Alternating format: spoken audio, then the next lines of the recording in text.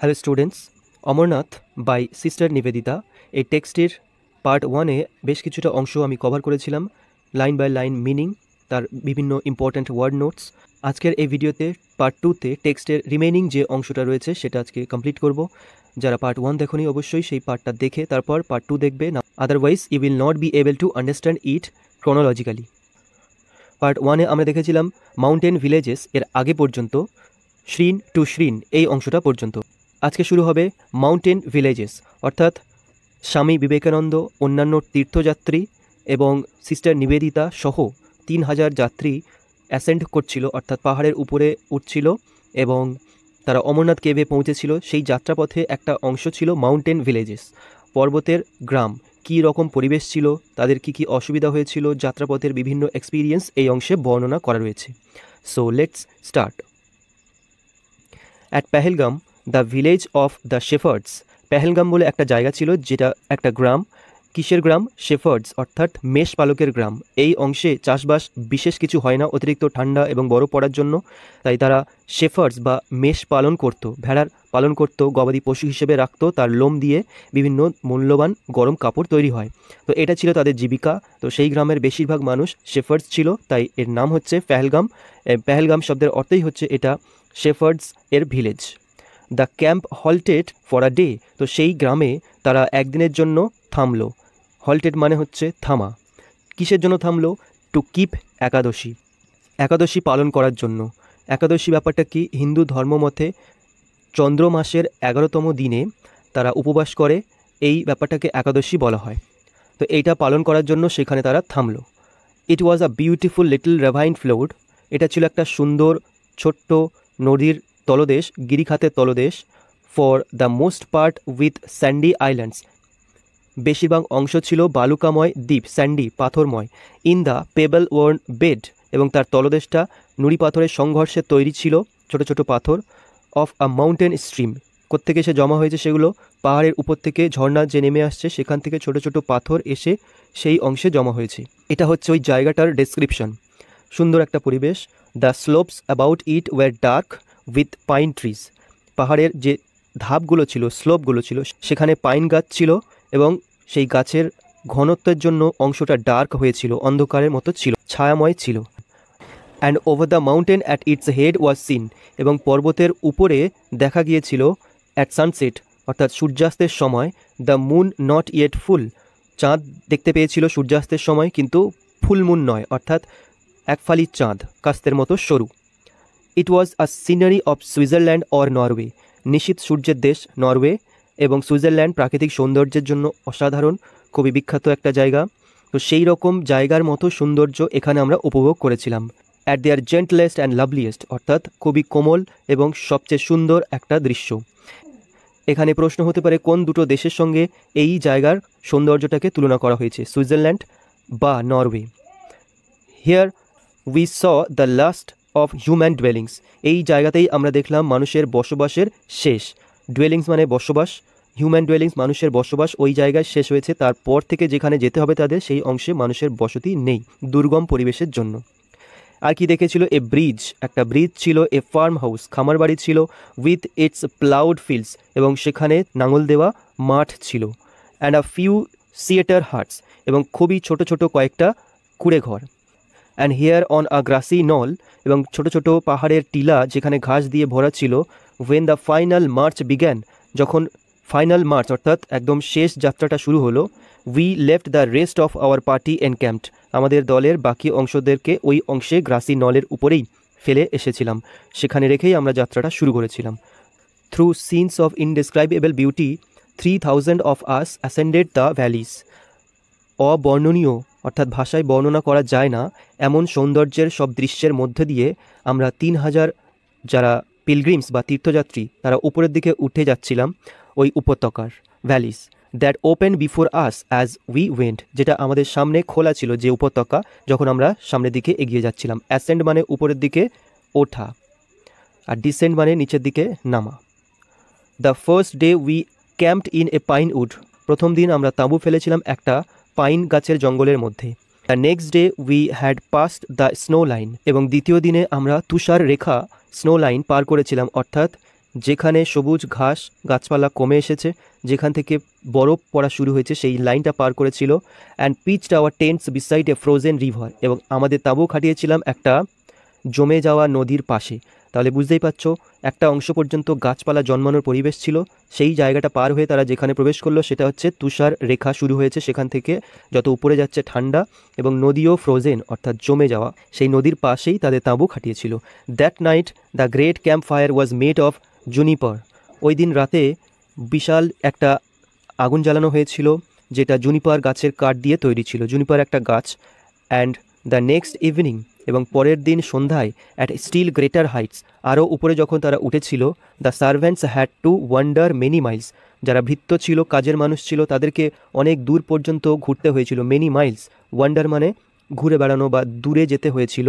In search of this scanty fuel, এই রকম দুষ্প্রাপ্য জ্বালানি সংগ্রহ করার জন্য। ইন সার্চ অফ মানে খোঁজের, আর স্ক্যান্টি মানে দুষ্প্রাপ্য, rare, that is not available in abundant amount, বেশি পরিমাণে অ্যাভেলেবেল নয় এমন একটা ফিউয়েল বা জ্বালানি, সেটা খোঁজার জন্য বহু দূর যেতে হয়েছিল, কারণ সেখানে এত বেশি পরিমাণে ঠান্ডা তুষার যে গাছপালা জন্মানোটা একটা রেয়ার ব্যাপার ছিল। At last the regular path way came to an end, অবশেষে যে নিয়মিত পথ বরাবর যাওয়ার কথা ছিল সেটা শেষ হলো। And we had to scramble up and down, এবং এখন আমাদের এমন একটা জায়গায় এসে পৌঁছালাম যেখান থেকে হাঁটু গেড়ে উপর নিচে যাতায়াত করতে হয়েছিল। স্ক্র্যাম্বল, নিচু হয়ে, দুর্গম পরিবেশ ছিল। অ্যালং গোট পাথস, অর্থাৎ সংকীর্ণ পথ। On the face of steep declivities, মানে খাড়া পাহাড়ের ঢাল, সেইটা বরাবর আমরা হেঁটেছিলাম। Till we reached the boulder strewn gorge, ততক্ষণ আমরা হাঁটা কন্টিনিউ করেছিলাম যতক্ষণ না আমরা পৌঁছে যাচ্ছি বোল্ডার স্ট্রিউম, অর্থাৎ ছোট নুড়ি পাথর সমৃদ্ধ গর্জ বা গিরিখাত, এই অংশে। In which the cave of Amarnath was situated, যে গিরিখাত এর মধ্যে অমরনাথের গুহা অবস্থিত ছিল, যেটা হচ্ছে ওদের ডেস্টিনেশন, গন্তব্যস্থল ছিল। As we অ্যাসেন্ডেড this we had before us the snow peaks covered with a white veil, যখন আমরা এই অংশটার উপরে উঠলাম, গিরিখাতের উপরে, অ্যাসেন্ড মানে উপরের দিকে ওঠা, তখন আমরা সামনে দেখলাম স্নো পিকস, অর্থাৎ মাউন্টেন পিকসগুলো ছিল পর্বতের চূড়া, যার উপরে বরফে ভরেছিল যেন একটা ভেইল, অর্থাৎ ঘোমটার মতো। নিউলি ফলেন, যে বরফগুলো সদ্য পড়েছে, খুব বেশি আগে পড়েছে এমন বরফ নয়, নতুন করে তুষার পড়ে জমা হয়েছে। অ্যান্ড ইন দ্য কেভ, এবং গুহার মধ্যে, ইটসেলফ ইন এ নিচ নেভার রিচড বাই সানলাইট, এমন একটা নির্দিষ্ট জায়গা ছিল যেখানে কোনো দিনও সূর্যের আলো পৌঁছায়নি। শোন দ্য গ্রেট আইস লিঙ্গাম, এবং সেই অংশটাতে তারা দেখতে পেল আইস লিঙ্গাম, অর্থাৎ শিবলিঙ্গ। That must have seemed to the O stock peasants who first কেম আপন it like the awaiting presence of god. ওই অংশটা, আইসলিঙ্গাম যেটা ছিল, ওটা নিশ্চিতভাবে তাদের কাছে মনে হয়েছিল, কাদের কাছে, যে সমস্ত পিজেন্টস, চাষি, শেফার্ডস ছিল, মেষপালক, যারা প্রথমবারের জন্য ওটা দেখতে পেয়েছিল ওই জায়গাটা, তারা বিহ্বল হয়েছিল, অস্ট্রাক, এবং তাদের কাছে মনে হয়েছিল এটাই হচ্ছে অপেক্ষারত ভগবানের উপস্থিতি, প্রেজেন্স। তারা অমরনাথ কেবে পৌঁছে গেল, যাত্রাপথের ডেসক্রিপশন দিল। এরপর পৌঁছে যাওয়ার পরের অংশটা রয়েছে দ্য শ্রীন, অর্থাৎ মন্দির। The Swami had observe every rite of the pilgrimage, তীর্থযাত্রা করতে যাওয়ার সময় যে যে নিয়মগুলো পালন করতে হয়, প্রত্যেকটা জিনিস স্বামী বিবেকানন্দ পালন করেছিলেন। যেমন অনেক ধর্মীয় স্থান আছে যেখানে খালি পায়ে যেতে হয়, তো সেই রকম নিয়মকানুন যত ছিল তিনি পালন করেছিলেন। অ্যাজ ই কেম অ্যালং, অর্থাৎ তীর্থযাত্রা করার সময়। He had told his beads, অর্থাৎ তিনি মালা জপ করেছিলেন। কেপ্ট ফাস্ট, অর্থাৎ উপোস করেছিলেন, যেটা একাদশীতে করতে হয়। ফাস্টিং মানে উপোস না খেয়ে থাকা। And bathe in the ice cold waters of 5 streams, এবং 5টা ঝর্ণা থেকে আসা যে জল ছিল সেই বরফের মতো ঠান্ডা জলে তিনি স্নানও করেছিলেন। ইন সাকসেশন, পরপর, অর্থাৎ যাত্রাপথে 5 বার এরকম হয়েছিল। Crossing the river gravels on our second day, নদীগুলো পার হওয়ার সময় দ্বিতীয় দিনে।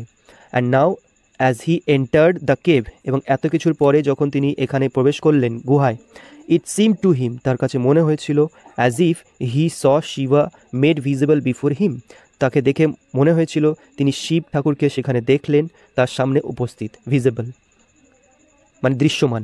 অ্যামিডস্ট the buzzing swarming noise of the pilgrim crowd অর্থাৎ তীর্থযাত্রা যারা করছিল সেই জনতা ভিড়ের মধ্যে, যারা অনেক বেশি সোয়ার্মিং মানে গুঞ্জনরত কোলাহলপূর্ণ একটা জনতার ভিড় ছিল সব কিছুর মধ্যে, and the overhead fluttering of the pigeons, এবং মাথার উপরে পায়রার ঝটপটে আওয়াজ, এই সব কিছুর মধ্যে হি নেল্ড অ্যান্ড প্রস্ট্রেটেড 2 or 3 টাইমস, তিনি হাঁটু গেড়ে বসলেন এবং সাষ্টাঙ্গ প্রণাম করলেন 2-3 বার।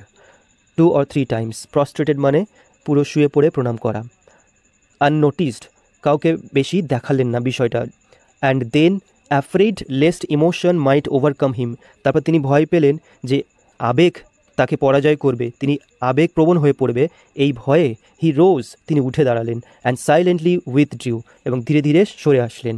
হি সেইড আফটারওয়ার্ডস, তিনি পরে বলেছিলেন, that in this brief moments, এই কয়েকটা ছোট্ট অল্প সময়ের মুহূর্তের মধ্যে he had received from Shiva the gift of Amar, তিনি শিব এর থেকে একটা উপহার বা বর পেয়েছিলেন, সেটা হচ্ছে অমর হয়ে যাওয়ার গিফট। কীরকম ব্যাপার?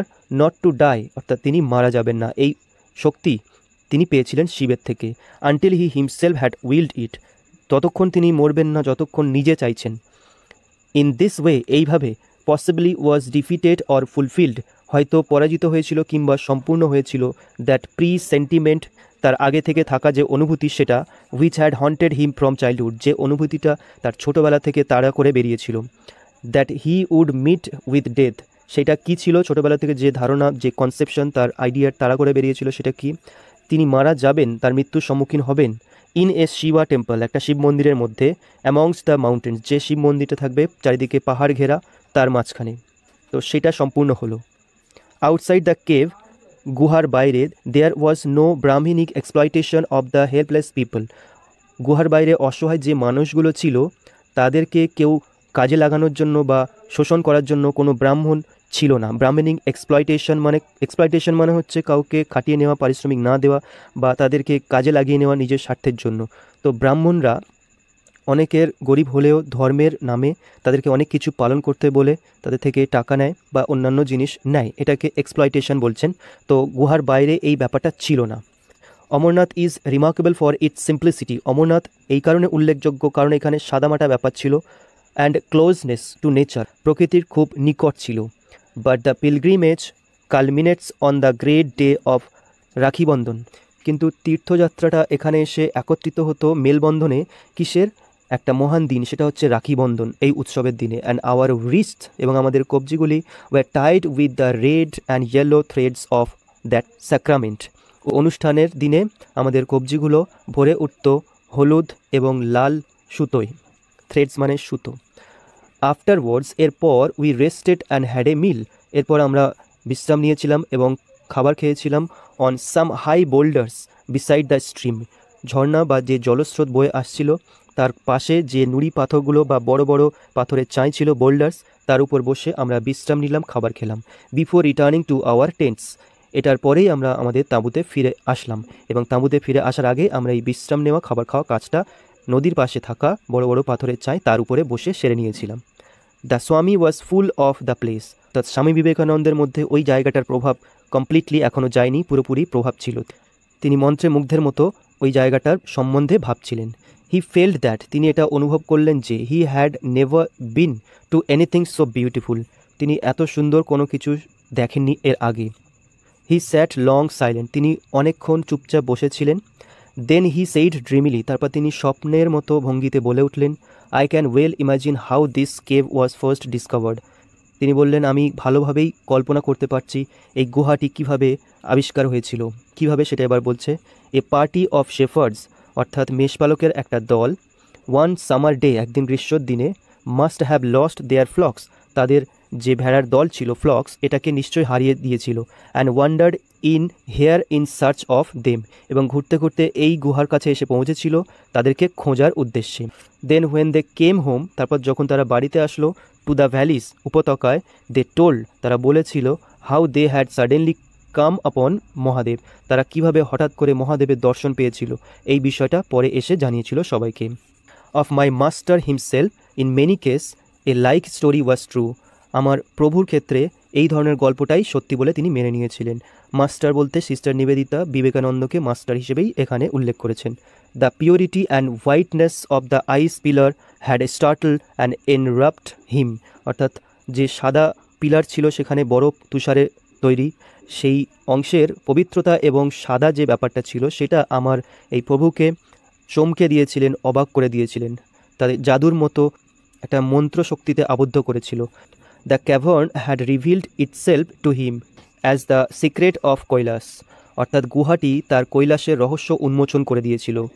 And for the rest of his life, এবং তার জীবনের বাকি অংশটাতে, বিবেকানন্দের জীবনে, he cherished the memory of how he had entered a mountain cave, তিনি সবসময় মনে রেখেছেন, স্মরণে রেখেছিলেন এই স্মৃতিটি। কোন স্মৃতি? How he had entered a mountain cave, পর্বতের গুহার মধ্যে কীভাবে তিনি প্রবেশ করেছিলেন। অ্যান্ড কাম ফেস, এবং মুখোমুখি হয়েছিলেন, face to face there with the Lord himself, সেখানে তিনি ভগবানের সঙ্গে সাক্ষাৎ করেছিলেন। কীভাবে? এই যে অভিজ্ঞতা অমরনাথ কেভ দর্শন করার, সেটা তিনি সারা জীবন রিমেম্বার করেছেন, স্মরণে রেখেছিলেন। চমৎকার একটা স্মৃতি হয়েছিল তার কাছে। So this was the complete analysis of the text. I hope this will be beneficial for you. If you are benefited, do like, share and subscribe to my channel, and also comment on which topic you need lessons. Thank you so much.